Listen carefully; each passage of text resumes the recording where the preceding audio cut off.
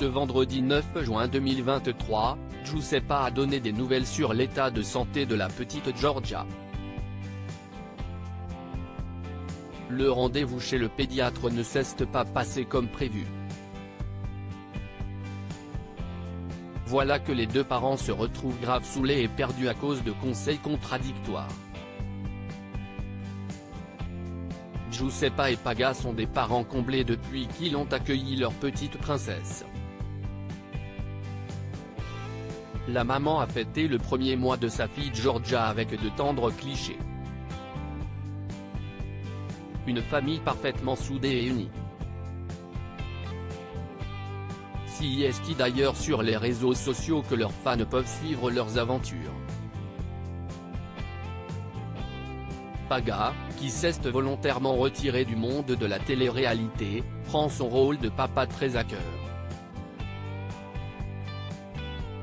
Et à l'occasion de l'anniversaire de sa chérie, il n'a pas tari d'éloges sur ses qualités de maman, malgré son jeune âge. 22 ans aujourd'hui et déjà une maman extraordinaire, joyeux anniversaire ma bomba latina, tu m'as donné le plus beau cadeau au monde, Giorgia, a-t-il écrit dans un post Instagram très touchant. Même si les amoureux essuient plusieurs critiques depuis leur début, ni l'un ni l'autre ne semblent y prêter assez d'attention pour en être affectés. Depuis qu'ils sont trois, ils ont bien mieux à faire. D'autant plus que la santé de la petite fille semble fragile. Giuseppa, très agacée par des avis différents de professionnels de santé, la maman s'est montrée très affectée par ses soucis de santé. Nuit compliquée, pleurs incontrôlables, possible intolérance aux protéines de lait de vache, boutons, fin de la langue très tendue. Des petits désagréments qui, une fois cumulés, font tout de même beaucoup pour une petite fille. Ce vendredi 9 juin 2023, toute la famille avait rendez-vous chez le pédiatre pour trouver des réponses à ces questions. Malheureusement, ça n'a pas été concluant, comme le révèle Giuseppa dans une story Instagram. J'ai l'impression qu'on va voir tous les pédiatres du monde, et que tous les pédiatres ont un avis différent.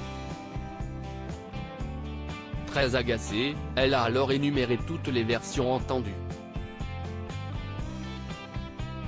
Il y en a qui me disent que ma fille ne fait pas d'intolérance au lait maternel. On me dit que pour ses boutons, il faut l'hydrater, et autre part, on me dit qu'il faut assécher les boutons. On me dit d'arrêter d'allaiter, un coup on me dit de continuer.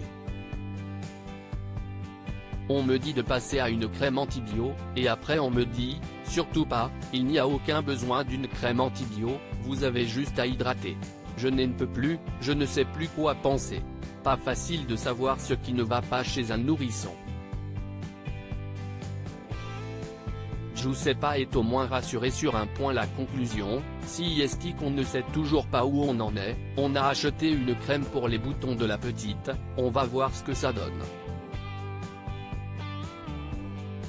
En tout cas, elle m'a dit que la plaque qu'elle avait, qui ressemblait à une brûlure, ça pouvait être plutôt un érythème toxique, ce qui est normal chez un bébé qui est né un mois à l'avance.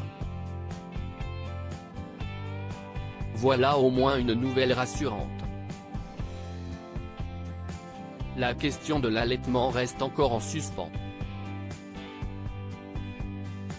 Allaitement mixte? Arrêt total?